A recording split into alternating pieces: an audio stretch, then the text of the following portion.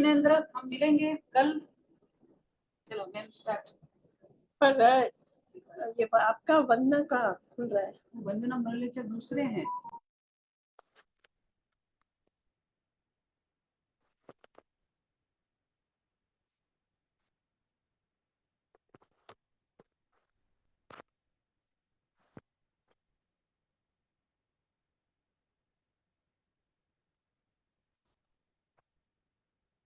है ना, हम लोग यही लिंक यूज करेंगे फॉर थर्ड सेमिस्टर। इसमें रिकॉर्डिंग का इजी हो जाएगा और पता नहीं क्या होगा, वो यूट्यूब पे अभी नहीं आ रहा है। ऐसे तो है मेरा यूट्यूब लिंक, पर खुल नहीं रहा है।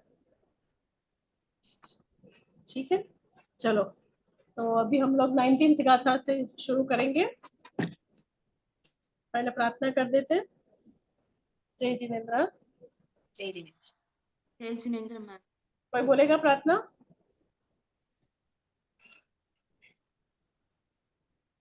नमो वंदना सिद्धाणं नमो आयर्याणं नमो उवझायाणं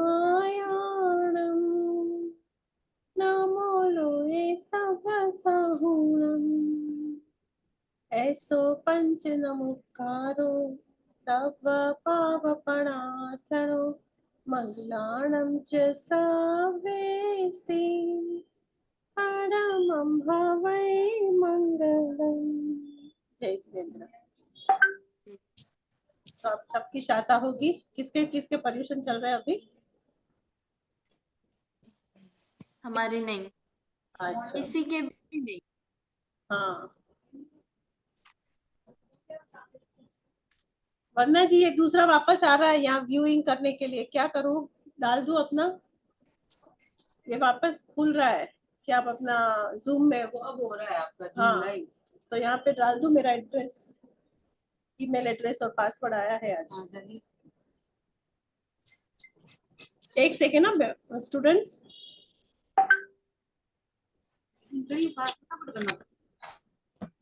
ये है देखो, जहाँ पे आपका है ना वो यूट्यूब वीडियो बना हुआ होगा ना, वहाँ पे होगा वो वाला मेल चाहिए। तो ये अभी नहीं करना है ना? जहाँ यूट्यूब आपका कहाँ बना हुआ है, कौन से ईमेल पे, वो ईमेल काम है। ठीक है, तो वो बाद में कर देंगे। अभी कहाँ जाऊँ? क्लासेस? क्लास में चाहिए। क्लास कहाँ गया? क्लास नीचे से जूम से करिए ना। हाँ ये ठीक है, ठीक है, तो वो बाद में कर देंगे। Thank you.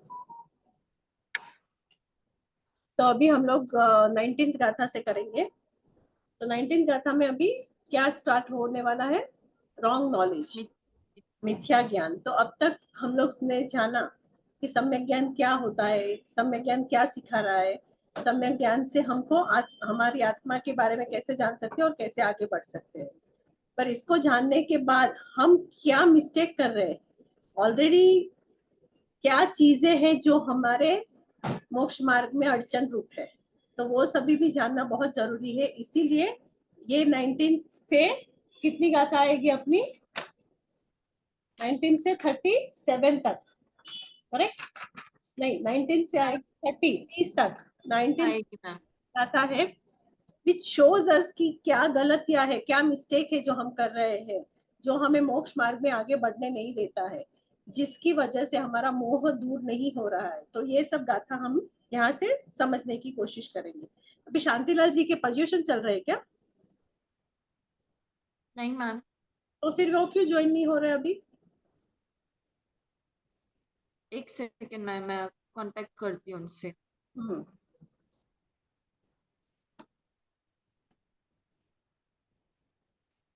तो अभी 19th गाथा में क्या बोल रहे हैं कि जब आत्मा के ज्ञानावर्ण आदि, मतलब ज्ञान और सारे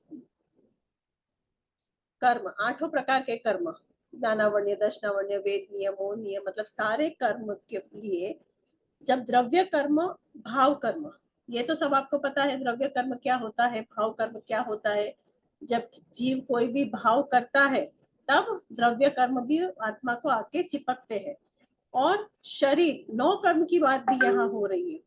तो 9 कर्म मतलब क्या? शरीर। वन मोर इम्पोर्टेंट वर्ड, जो आपको अभी सीखना है वो है नौ कर्म। नौ कर्म का अर्थ है शरीर, ठीक है। तो जहां जहां भी नौ कर्म वर्ड आएगा तो आप समझ लेना कि वहां शरीर की बात हो रही है। तो शरीर आदि नौ कर्म में मैं कर्म नौ कर्म हूं और ये कर्म नौ कर्म मेरे हैं। जब तक जीव को ये भाव रहेंगे कि ये जो सारे कर्म होते हैं वो सारे कर्म मेरे हैं, मतलब क्या हुआ, जो सारी चीजें हो रही है संसार में, जो सारी चीजें हो रही है व्यवहार में, वो सारी चीजों का कर्ता मैं हूँ। आई एम द डूअर, मेरी वजह से हो रही है। समझ में आया सबको? क्या शांतिलाल जी, ईद का चांद हो गए? लास्ट क्लास में भी नहीं आए थे, मैं सोची आपके परीक्षण शुरू हो गए।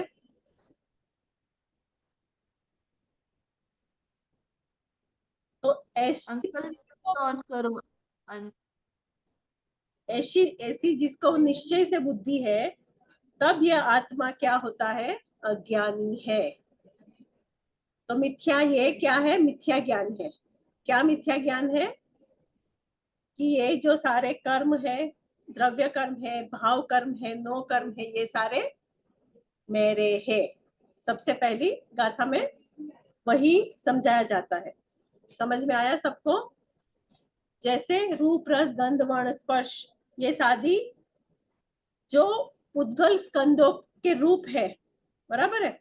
जो कोई भी घट है, जो कोई भी है, उसमें क्या होता है? ये सारी चीजें होती है। जो भी पुद्गल है इसमें ये सारी चीजें होती है। तथा इस पुद्गल स्कंद के वजह से जीव क्या करता है? उसमें अटैचमेंट करता है, राग करता है, उसमें मेरापना करता है। तो ये जो मेरे पने का भाव है वो क्या है? अंतरंग परिणाम है, अंतर के परिणाम है, जीव के भाव के परिणाम है। और नौ कर्म जो शरीर आदि बाह्य वस्तु, ये सब पुद्गल के परिणाम है।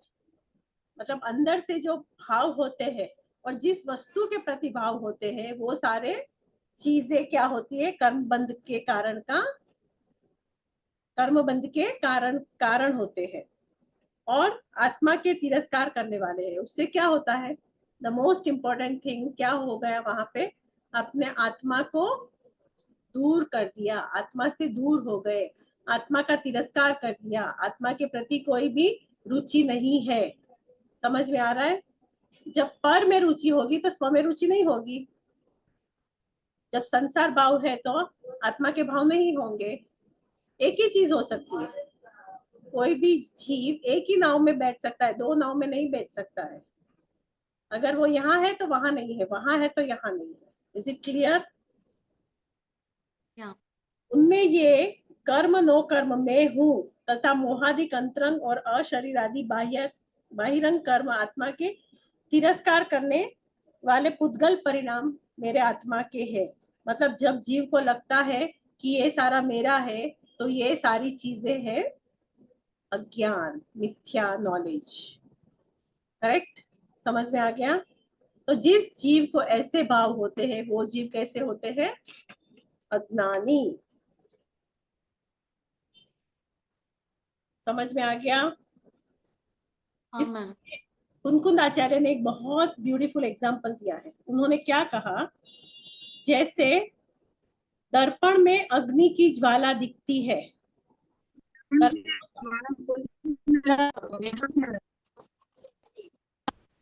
क्या किसने कुछ बोला? मेरा नेटवर्क नहीं आ रहा था तो मुझे कुछ सुनाई नहीं दिया।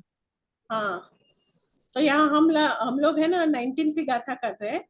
अभी कुनकुन आचार्य उसकी एग्जाम्पल दे रहे हैं। मिथ्या ज्ञान क्या है, क्या क्या ज्ञान ऐसा है जो हमें नहीं, हमें जान के अपने अपने भावों से निकालने की जरूरत है।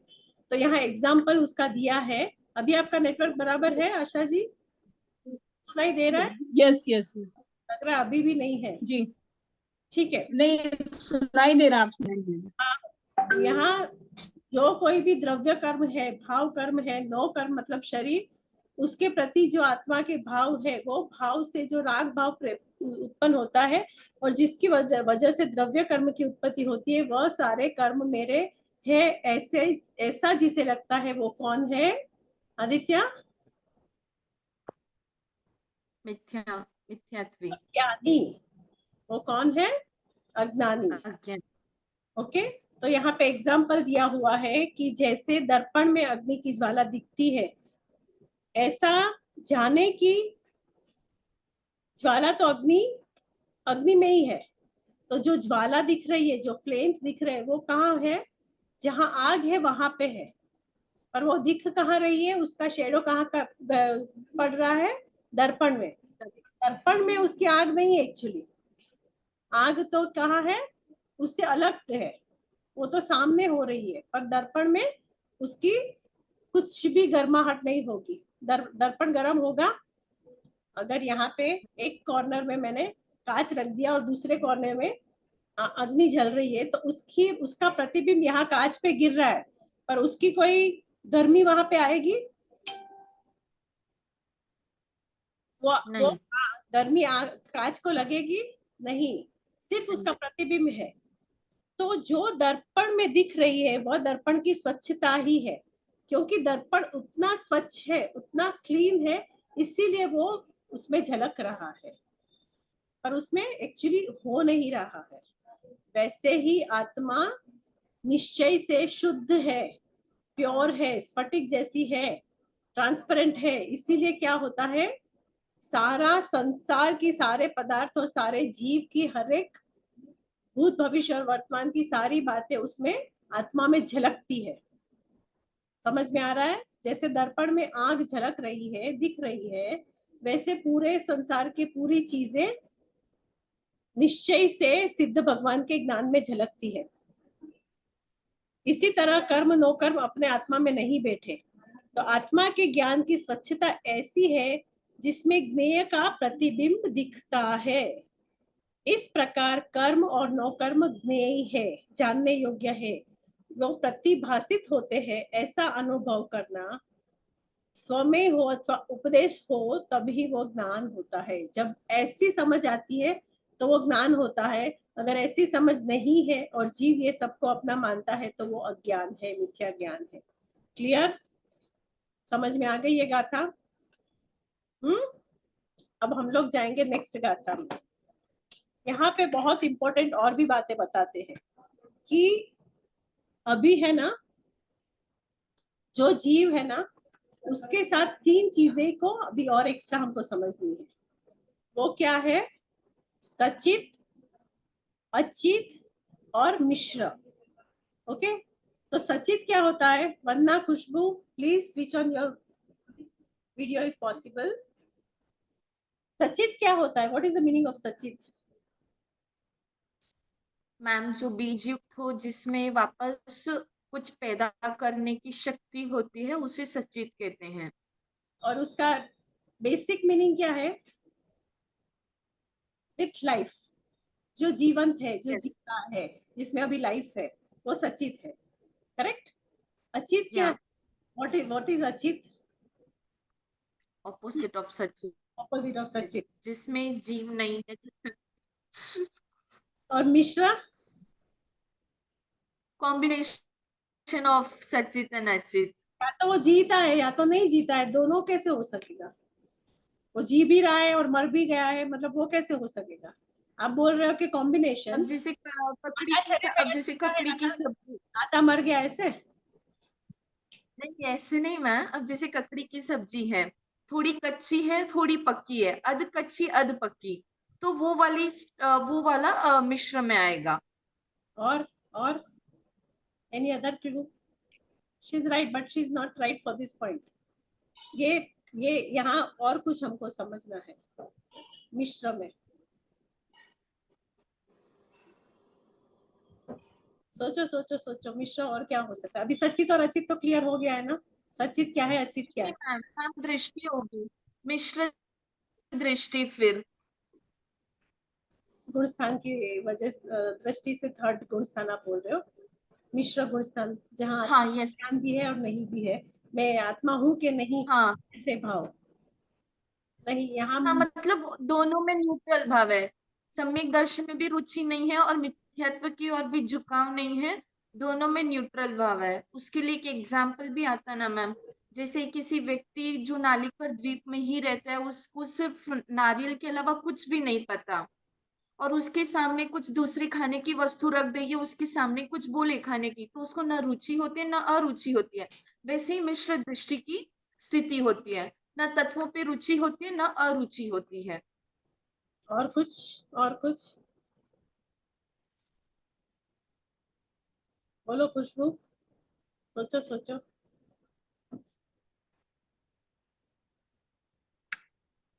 ठीक है, अभी एक एग्जांपल देती हूँ। सचित का एग्जांपल क्या है? यहाँ जब हम जीव जो है संसार में है, संसार के प्रति भाव कर रहा है, तो वहां सचित का मतलब क्या है? सचित किसको बोल रहे हैं? सचित किसको बोल रहे हैं? सच्चिदानंद मतलब जीव को उनका कहने लेकर है। का, मैम उनका कहने का इंटेंशन ये होगा कि अब जैसे मैं मारासा के पास में हूँ, तो मेरे को मारासा से राग है, मारासा के प्रति प्रेम है, समर्पण श्रद्धा के भाव है, तो कहीं ना कहीं वो मोह राग भी गलती है। तो इस अपेक्षा से क्लियर रहेंगे कि लिविंग थिंग्स के साथ राग मोह तो सचित, और नॉर्मल जो पुद्गल है, नहीं नहीं, मैं नॉर्मल मित्र की नॉन, बात नहीं कर रही हूँ, अभी सचित की बात कर रही हूँ, खाली सचित की बात कर रही हूँ। सच्चिदानंद जीव को लेकर है।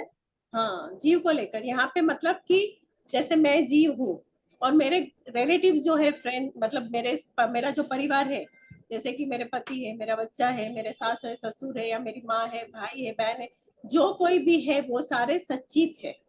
जो जीव के साथ हाँ, है, जो जी रहे हैं, कॉन्शियस है, वो सच्चित है। ओके, क्लियर, ये छोड़ दो। अभी अचित, अभी अच्छी अचित के तरह लिए अच्छी तरह मैम हमने मतलब घर, हाँ घर, very good, very flats, good. Furniture, jewellery आदि। हाँ, तो आपका जो भी परिग्रह है, जैसे कि हम्म, घर है, बंगला है, गाड़ी है, फिर मोबाइल है, फर्नीचर है, जो कुछ भी है विदाउट लाइफ, वो सारा अचित हो गया। अभी इन दोनों को रख के मिश्र बनाना है मुझे, इन दोनों को रख के मिश्र बनाना है, तो क्या होगा? अभी इतना अब क्लू जैसे मिले। जो घर साथ में रहते हैं उनसे भी मोह है, और जो घर की चीजें हैं उनसे भी मोह है।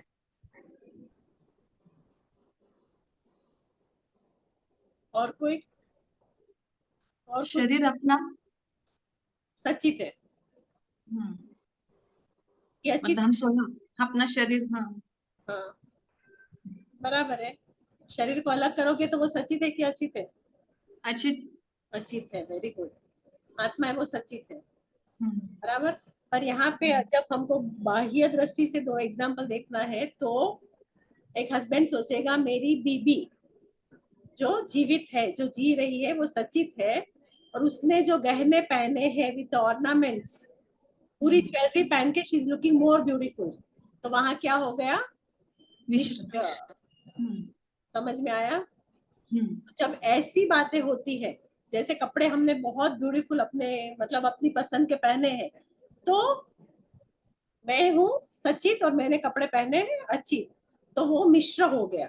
तो यहाँ पे जब राग होता है, तब क्या होता है कि ये सबका करता धरता मैं हूँ, ये मेरी वजह से हो रहा है। समझ में आया?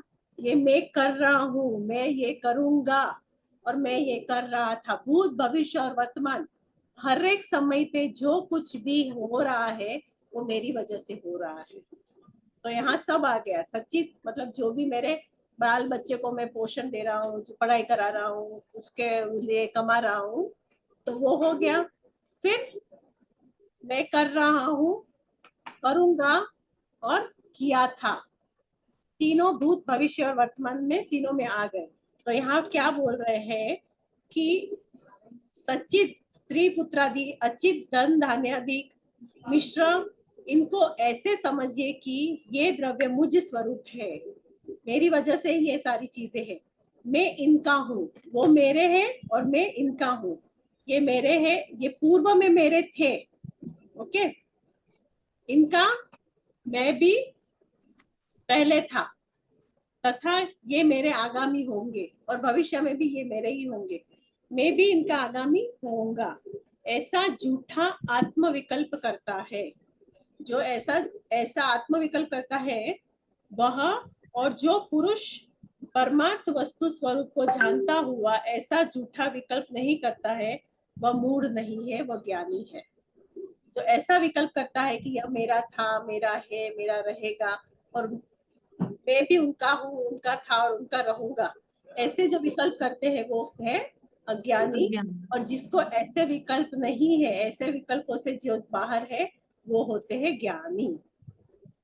ठीक है, समझ में आ गया? क्लियर हो गया? हाँ।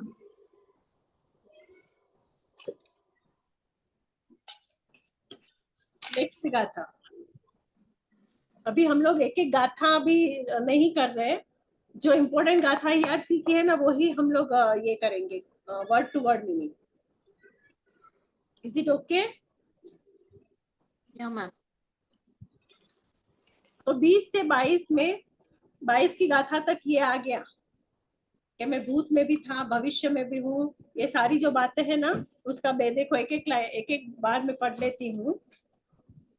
अज्ञान से जिसकी मति मोहित है, अज्ञान की वजह से जो मोह में घिरा हुआ है, जो डेल्यूशन में है, जिसको पता नहीं है कि सच्चाई क्या है, हकीकत क्या है। हम लोग एक दूसरे जो साथ में है आज के दिन, एक ऋणानुबंध की वजह से, और भविष्य में होंगे कि नहीं वो पता नहीं है, पर मोह जीव के प्रति इतना गाढ़ है कि हम सोचते हैं कि हम उसको कभी छोड़ के जाने वाले नहीं है, या ये भी मुझे कभी छोड़ के जाने वाले नहीं।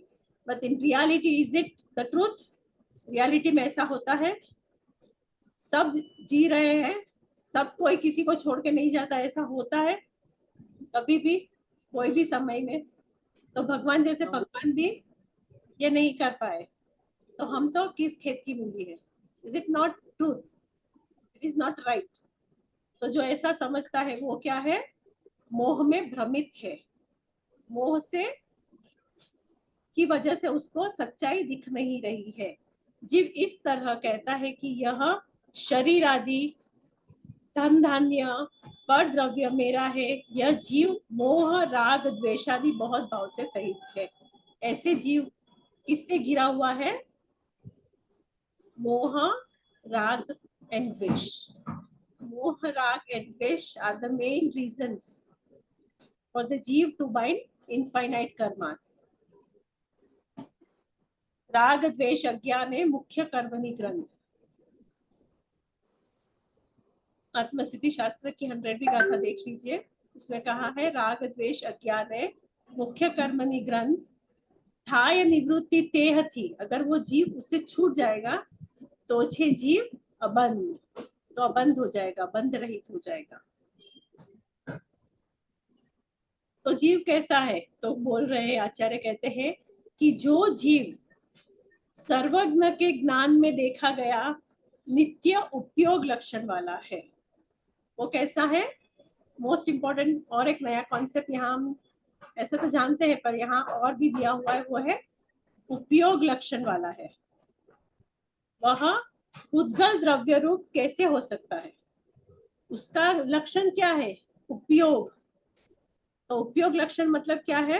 What is the meaning of उपयोग? Is being knower and seer, ज्ञाता दृष्टा रहना, जानना, देखना और जानना जिसका काम है। समझ में आ रहा है? देखना और जानना और उसमें नहीं जुड़ना तो कर्म का बंध नहीं होता है। पर हम क्या करते हैं? उसमें जुड़ जाते हैं, अपने एक्स्ट्रा ऑर्डिनरी दिमाग लगाते हैं और हर एक चीज को डिफाइन करने की कोशिश करते हैं, राइट या रॉन्ग बनाने, समझाने की कोशिश करते हैं, और उसको क्या बोलते हैं? अपनी टांग गड़ाते हैं। नहीं तो जो कर्म उदय में आया है बस उसको देखो और जानो तो वो चला जाएगा, और हम अपनी extra ordinary artificial intelligence use करके उसमें कर्म के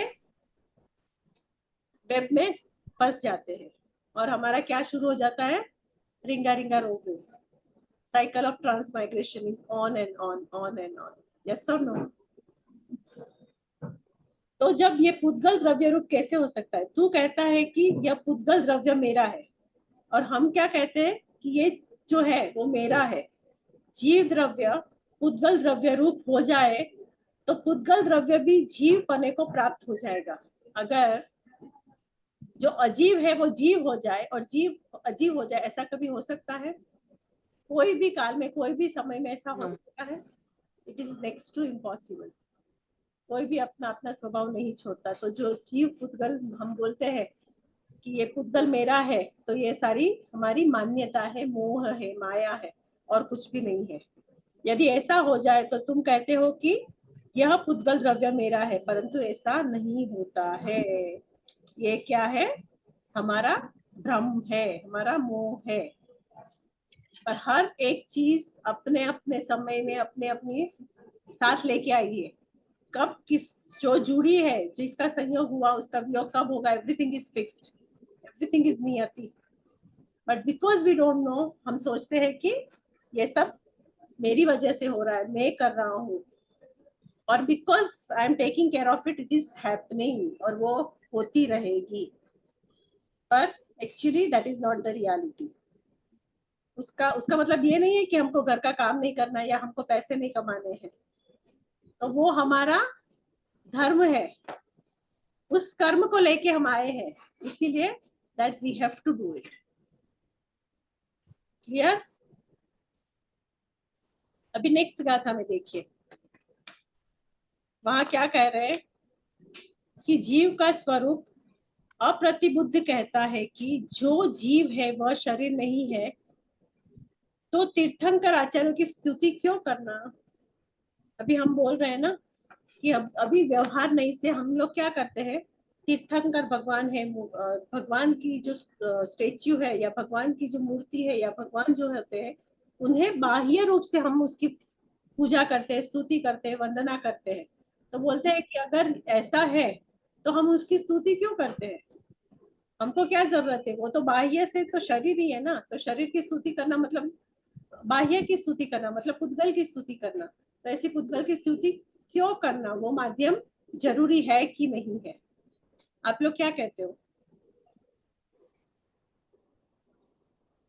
क्योंकि वो मैम देख, उनके जरूरी है कर थोड़ी मतलब अभी स्तुति कर मैम। एक एक जन बोलिए। हाँ बोलो आदित्य। मैम उनके शरीर को देखकर स्तुति नहीं होती है, उनके जो गुण हैं, उन्होंने किस प्रकार राग द्वेष को जीता, वो कैसे जिन हुए, उसके हिसाब से स्तुति होती है, उसके अनुसार। बराबर।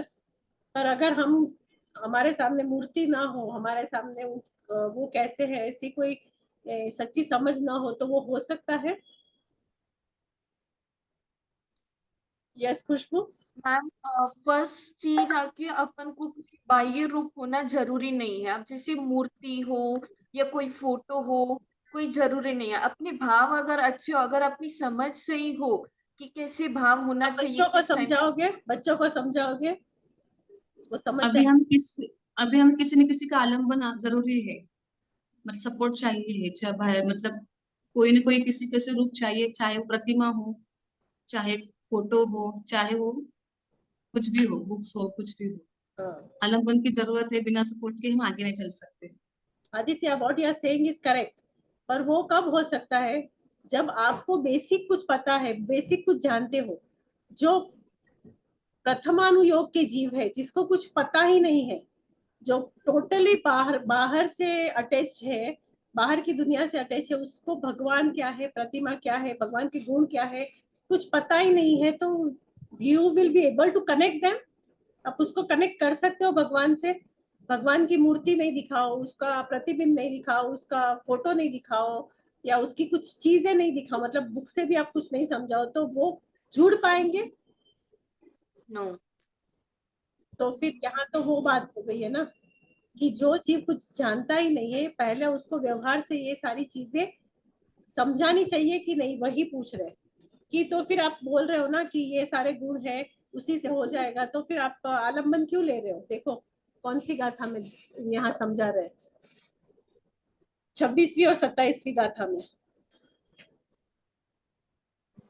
तीर्थंकर and acharyas are praised by their bodily characteristics in devotional songs. हम जो उसकी स्तुति करते हैं, hence the soul is indeed the same as body. Otherwise all the songs जो हम स्तवन करते हैं, पूजा करते हैं, वो सारे फॉल्स है, वो सारे इमेजिनरी है, वो सारी कुछ उसका अस्तित्व ही नहीं है, कुछ वो चीज का मतलब ही नहीं है। तो इज इट ट्रू और नॉट? वो करना चाहिए कि नहीं करना चाहिए?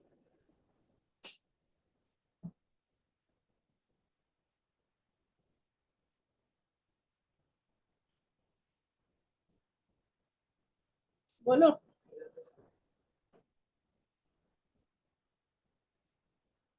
तो जब हम व्यवहार से बात कर रहे हैं तब जीव और देह मतलब आत्मा और शरीर क्या है? एक ही है।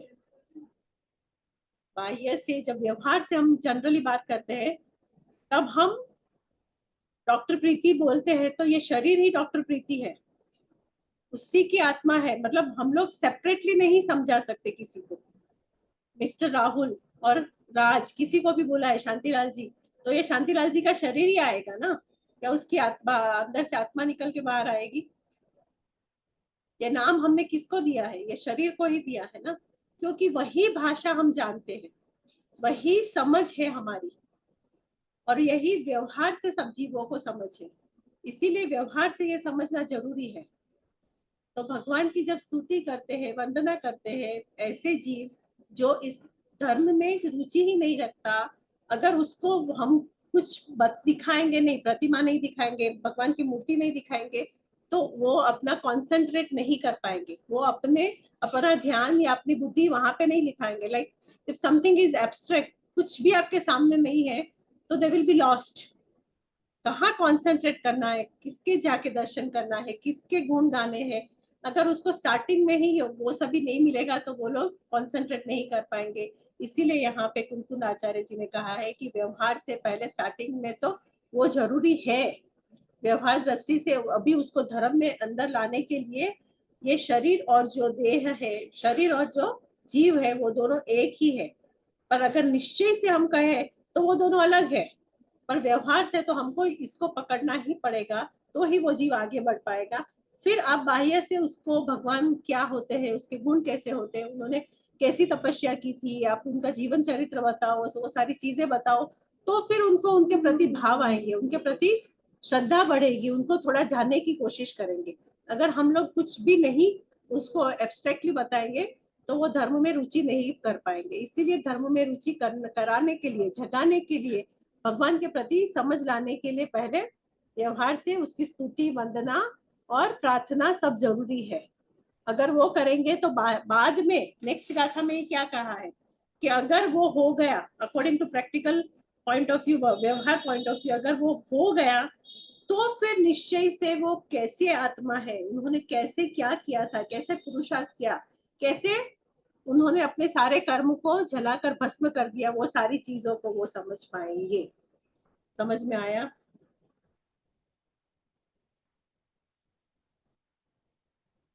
जैसे शरीर और आत्मा दो अलग चीज है ना, वैसे सोना और चांदी वो दो भी अलग चीजें हैं। सोने की प्रॉपर्टीज, क्वालिटीज, मतलब उसके सारे गुण पर्याय सब अलग है, और चांदी के भी अलग है। सोने का कलर कैसा होता है पीला, और चांदी का वाइट। वाइट। तो दोनों अलग है।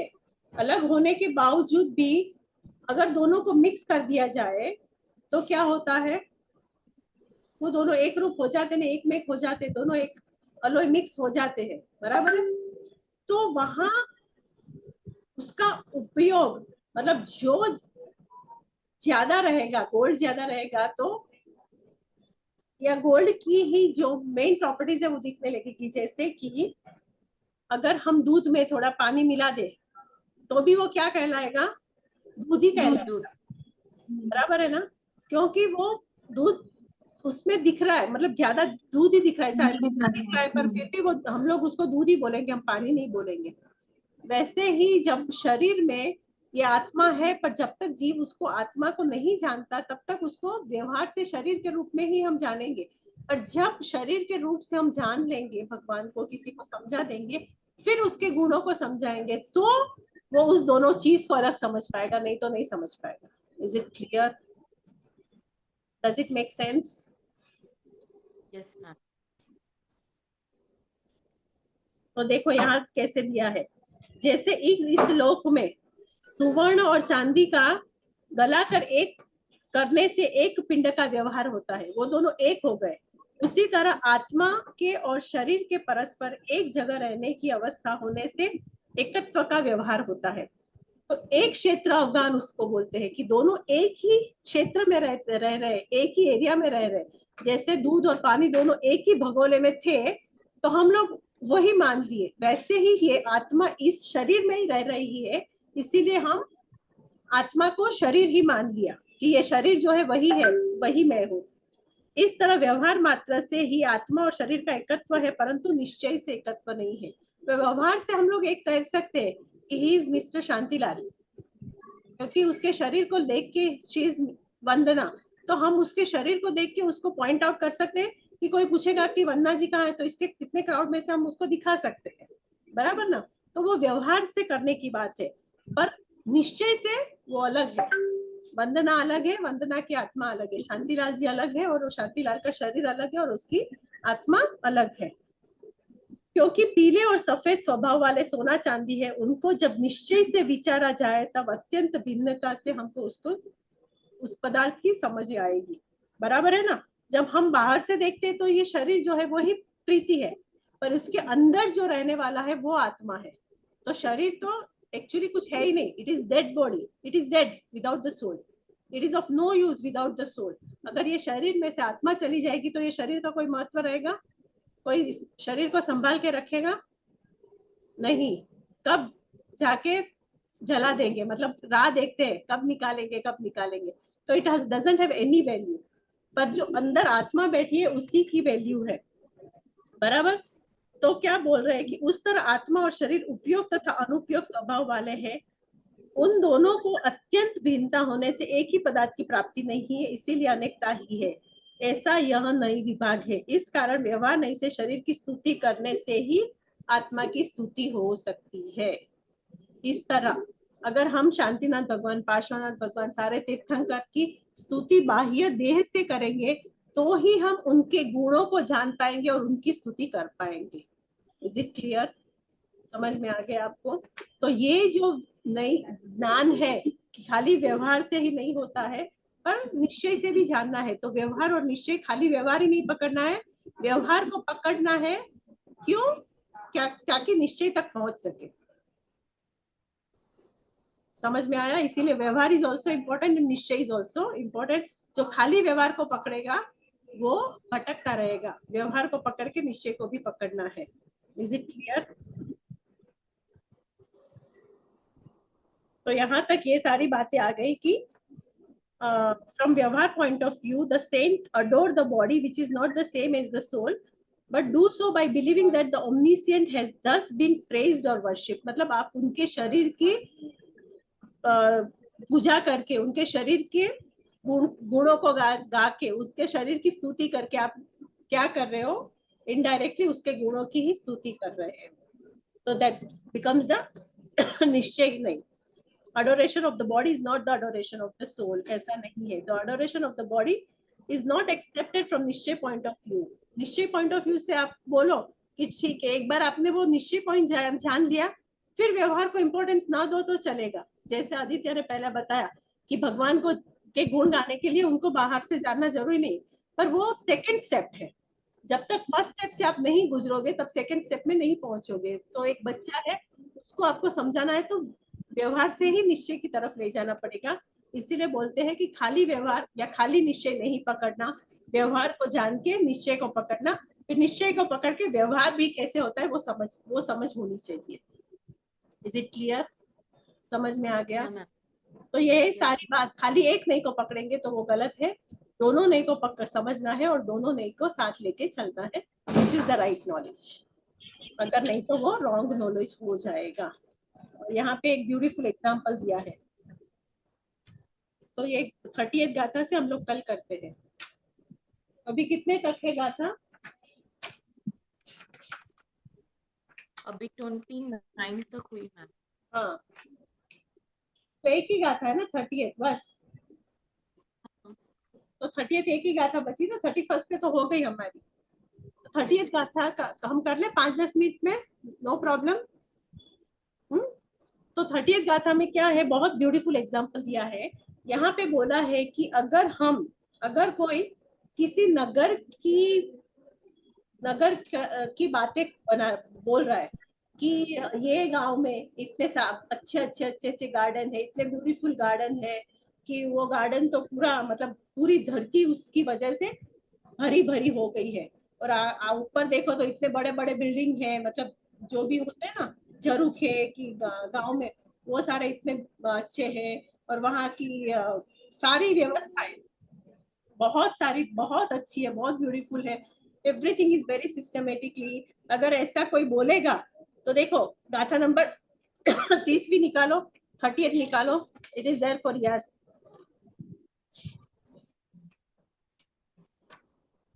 तीसरी गाथा को पढ़ो, यहाँ क्या बोल रहे हैं? नयरम्मी वणिद्दे जाना नवी रण्णो वण्णवा कदा होती देह गुणे थुवंते न केवली गुणा थुदा होती। मतलब नयरम्मी मतलब कोई नगर, कोई गांव या कोई सिटी, कोई प्लेस, उसको वणिद्दे का मतलब क्या होता है? उसकी वंदना करना, उसको एक्सप्लेन करना, उसके बारे में बताना, उसका डिस्क्रिप्शन देना। न वी नहीं होता है, रण्णो रण्णो मतलब राजा, किंग, वन्नवा कदा होदी कभी भी आप जब नगर या सिटी की डिस्क्रिप्शन एक्सप्लेनेशन करते हो तो उसका मतलब ये नहीं है कि आपने उस क्षेत्र के राजा को डिस्क्राइब किया। आप कितना भी एक्सप्लेनेशन दे दो कि बैंगलोर सिटी ऐसी है, बैंगलोर सिटी वैसी है, या ये इतने बड़े गार्डन है, इतने ये है, तो उससे उस नगर, उस एरिया का जो राजा है, या आजकल क्या बोलते हैं, प्रेसिडेंट है या प्राइम मिनिस्टर है, कि हम कितनी भी दिल्ली की बातें कर ले तो दिल्ली को एक्सप्लेन करने में हम नरेंद्र मोदी को एक्सप्लेन नहीं कर सकते। Whatever we are describing, हम जो बात कर रहे हैं ना, वो उस एरिया की बात हो रही है, उससे उस राजा का, ये राजा या जो भी हेड है और दैट एरिया, उसको हम एक्सप्लेन नहीं कर सकते हैं, नहीं कर रहे। उसी तरह हम जितने भी देह के गुण हम बोल दे कि ये शरीर के गुण ऐसे होते हैं वैसे होते हैं, तो that does not explain the qualities of तीर्थंकर। भगवान की वंदना वहां पे नहीं होती है। समझ में आया? समझ में आया? जब व्यवहार से होता है तब बोला कि ठीक है व्यवहार से तो जरूरी है, पर खाली व्यवहार से बोल रहे कि उससे व्यवहार ही है, पर उससे निश्चय में नहीं जा सकते। मतलब जब आपको कोई तीर्थंकर को जानना है तो उनके गुणों को जानना ही पड़ेगा। खाली बाह्य से आप उनके स्टार्टिंग में जा सकते हो, पर अल्टीमेटली निश्चय पॉइंट ऑफ व्यू से वो आत्मा कैसी है वो जानना बहुत जरूरी है। समझ में आया? क्लियरली समझ में आया? नहीं ना? समझ में आया कि नहीं? नहीं, देखो ये अभी इंग्लिश का मीनिंग पढ़ती हूँ फिर वापस एक्सप्लेन करती हूँ।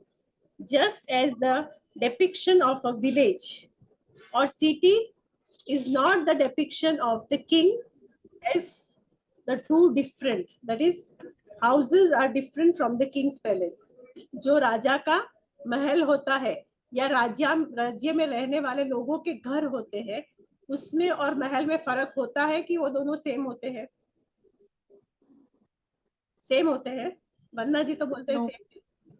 नहीं नहीं, सेम नहीं होता है। सेम नहीं होता, एकदम डिफरेंट है।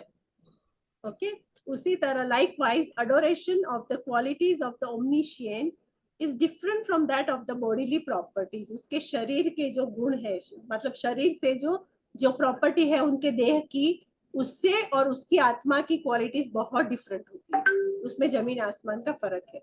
बाह्य से तो आपको सारे शरीर एक समान लगेंगे, सबके 2 हाथ है, 2 पैर है, 2 मतलब हाइट के वजह से आपने देखोगे तो थोड़ा डिप्रिसिएशन आएगा, चेंजेस आएंगे, फीचर्स में चेंजेस आएंगे, बट क्वालिटीज वाइज देखो तो सारे जीवों की अलग अलग होती है।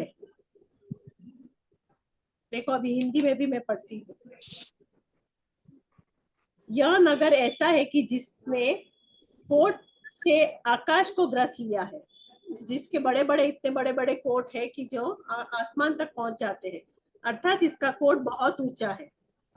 बगीचों की पंक्तियों से जिसने भूमि तल को निगल लिया है, मतलब इतने गार्डन से, इतने ब्यूटीफुल गार्डन से कि उससे पूरी पूरी लैंड क्या हो गई है, भर गई है, जमीन भर गई है, अर्थात चारों ओर बागों से पृथ्वी ढक गई है, चारों तरफ हरियाली हरियाली है, ग्रीनरी है, गार्डन्स है। कोर्ट के चारों तरफ खाई के घेरे से मानो पाताल को पी रहा है, मतलब वहां तब तो सिक्योरिटी होने की वजह से सब जगह पे खाई भी रखते थे ना राजा लोग, कि दूसरे कोई आके उस वहां पे उनके राज्य में चढ़ाई ना कर पाए, अर्थात खाई बहुत गहरी है, ऐसे नगर का वर्णन करते हैं। मतलब ये सारी डिटेलिंग देते हैं कि ये नगर ऐसा है, वैसा है, इतना ब्यूटीफुल ये है। यद्यपि इस नगर का अधिष्ठाता राजा है, तो भी कोट, बाग, खाई आदि वाला राजा नहीं है।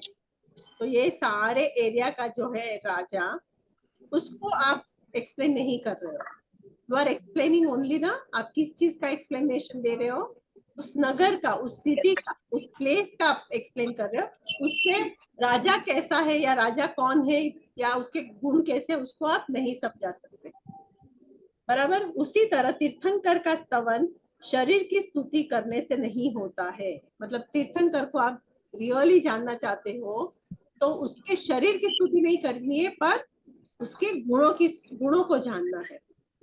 उसका श्लोक भी कहते हैं कि जिनेंद्र का रूप सबसे उत्कृष्ट जयवंत हो, विकार रहित है, अपूर्व है, वो स्वाभाविक है, वो इतना प्रिय है, मतलब उनका शरीर की आप कितनी भी एक्सप्लेन कर लो कि वो इतने ब्यूटीफुल, इतने हैंडसम है, उनका शरीर इतना स्ट्रांग होता है, उनकी काया इतनी होती है, ये सारी कुछ भी आप बातें कर लो, वो शरीर की ही बातें हैं, उनके शरीर की बातें हैं, पर ये शरीर की स्तुति करिए। अगर आप तीर्थंकर को जानना चाहते हो तो आपको उसके आत्मा के गुणों को जानना चाहिए। इसीलिए तीर्थंकर केवली पुरुष के इन गुणों का अभाव होने से उनकी स्तुति नहीं हो सकती। तो खाली आप व्यवहार से उनकी स्तुति करोगे तो वो स्तुति स्टार्टिंग में ठीक है व्यवहार पॉइंट ऑफ व्यू से, पर वो स्तुति will not be valid for the निश्चय पॉइंट ऑफ व्यू। तो निश्चय से आपको उसके आत्मा को जानना जरूरी है, that is the right knowledge. खाली व्यवहार से जानोगे तो that is wrong.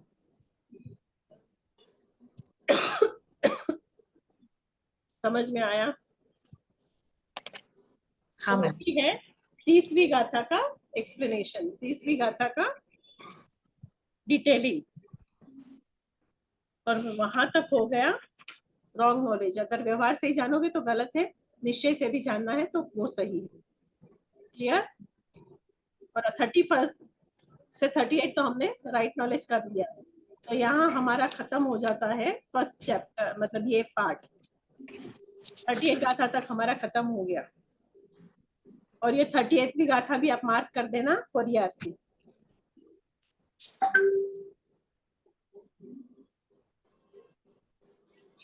Word to word meaning मिल गए ना? नैरम्मी मतलब नगर, नगर कोई भी नगर, सिटी या प्लेस। वर्णिदे, वर्णिदे का मतलब क्या होता है? उसका वर्णन करना, उसको एक्सप्लेन करना, उसका डिस्क्रिप्शन देना। जहाँ जैसे नवी नहीं होता है, रण्णो, रण्णो मतलब राजा, वर्णवा वर्णन, राजा का वर्णन नहीं होता है, कदा मतलब कभी भी, होदी कभी भी नहीं होता है। नगर का जैसे एक्सप्लेनेशन करके आप राजा को एक्सप्लेन नहीं कर सकते हो, that is the meaning of the first line. And second line में क्या कहते हैं कि देह गुणे, देह के शरीर के गुण को देख के, थुवंते मतलब उसकी स्तुति करने से न नहीं होता है, केवली गुणा, केवली के गुणों को आप नहीं जान सकते हो, थुदा होती नहीं होता है, न पहले ही आ गया ना, मतलब देह की स्तुति करने से केवली की स्तुति नहीं होती है। Is it clear? Am I clear? ये गाथा समझ में आ गई? एक्सप्लेनेशन एग्जाम्पल भी समझ में आ गया आप लोग को? तो ये गाथा के लिए जब ईआरसी में लिखो तो ये एग्जाम्पल आपको लिखना है। यहाँ तक सब क्लियर है? सब क्लियर है? कोई भी डाउट है देख लीजिए, पूछ लीजिए।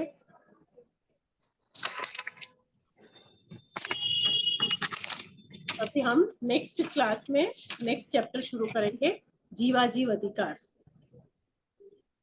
पूर्व रंग अधिकार अपना खत्म हुआ और जीवाजीव अधिकार हम लोग करेंगे, तो तब हो जाएगा हमारा समय सार का 68 गाथा तक होगा, तब हो जाएगा हमारा समय सार का पोर्शन कंप्लीट। फिर हम लॉजिक शुरू करेंगे, या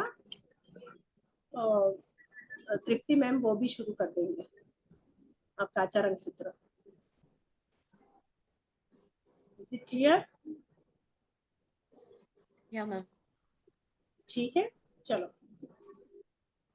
प्रार्थना कर लेते हैं। देवी छता दशा वर्ते देहाती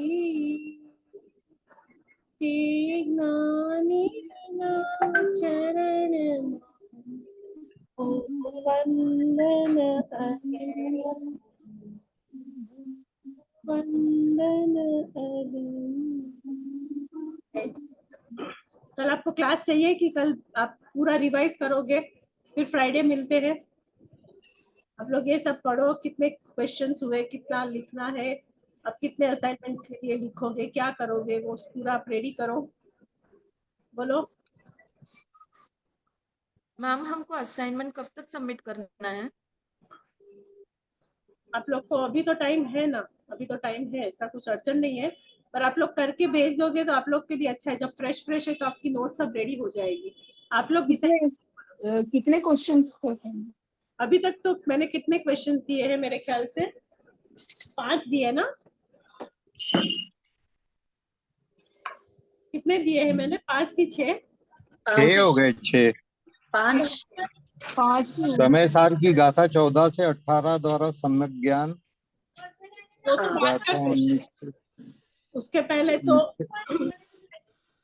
समय सार के डिफरेंट मीनिंग, फिर उसके बेनिफिट्स, वो फर्स्ट था। फिर समय सार के रचयिता कौन है, वो सेकंड था। फिर 1 से 13 गाथा तक का थर्ड था, उसमें व्यवहार नहीं और निश्चय नहीं। फिर नौ तत्व के बारे में हमने फोर्थ किया, ये फिफ्थ है, राइट नॉलेज रॉन्ग नॉलेज। बराबर 5 हो गए अपने। तो आप 5 तक ही है। 5 हो गए, और ईआरसी की इतनी गाथाएं भी हो गई है, मतलब मैंने बीच में वो भी करवा दी, जो आपको आएगी छोटे मार्क्स, मतलब 4 मार्क्स के लिए आएगी, 5 मार्क्स के लिए, सॉरी 2.5 मार्क्स का वो आपको ईआरसी लिखना है।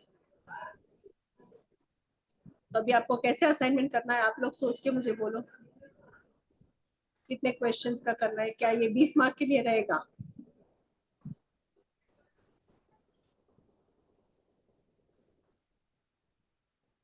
आप ही डिसाइड करके बोल रहे हो, आप ही डिसाइड करके बोलो कैसे आपको करना है, फिर उसमें कोई चेंजेस होगा तो मैं बोलूंगी।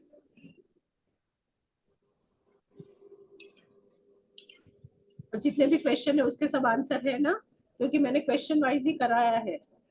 अभी जिन्होंने मिस किया उसका रिकॉर्डिंग तो ढूंढ रही हूँ, पता नहीं अभी तृप्ति मैम जब एक बार फ्री होंगे फिर वो भेजेंगे। और अभी हमारी आज जो लिंक भेजी है ना, उसी में अभी से क्लास हम करेंगे, ये 3rd सेमेस्टर की लिंक है, ठीक है? वो भी मैं डिस्क्रिप्शन बॉक्स में डाल देती हूँ, पर अब से हम इसमें ज्वाइन करेंगे, ठीक है? जय जिनेंद्र, बाय बाय, सी यू। समझ में आ रहा है ना सबको? लग रहा है ना? क्लियर है ना कॉन्सेप्ट? हाँ। ठीक है, चलो बाय। जय जिनेंद्र मैम, थैंक यू। बाय।